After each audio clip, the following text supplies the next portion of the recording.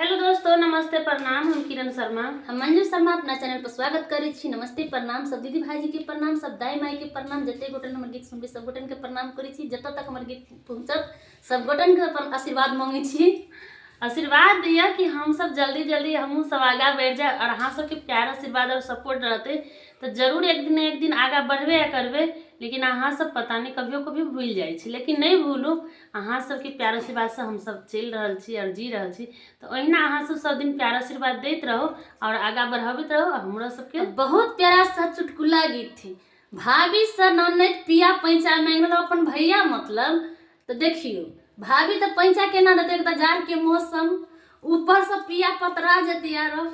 तो मंगलसूत्र पैंचा देव, टीका पैंचा देव, नथिया पैंचा देव, झुमका पैंचा देव, लेकिन पिया पैंचा नहीं मिला वाला। लेकिन नंदी जबरदस्ती मांग रहते तो भौजाई के जवाब देवी ता पड़ते।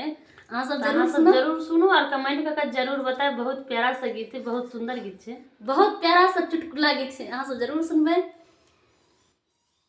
पिया मांगई पैंचा हमार छोटी ननदी, पिया मांगई पैंचा हमार छोटी ननदी।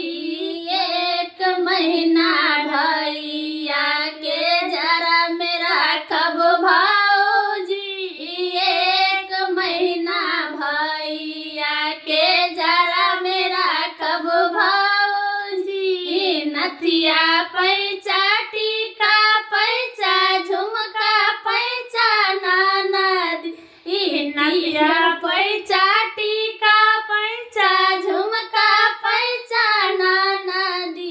मांगनी में पिया दोतरा जते ननदी, मांगनी में पिया दोतरा जते ननदी, मांगनी में पिया पतरा जते ननदी।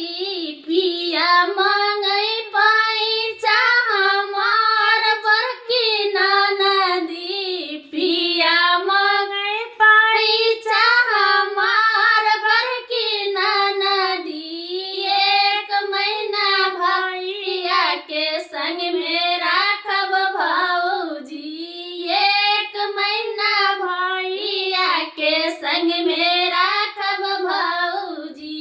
पायल पैंचा कर धन पैंचा, पायल पैंचा कर धन पैंचा, कंगन पैंचा ननदी।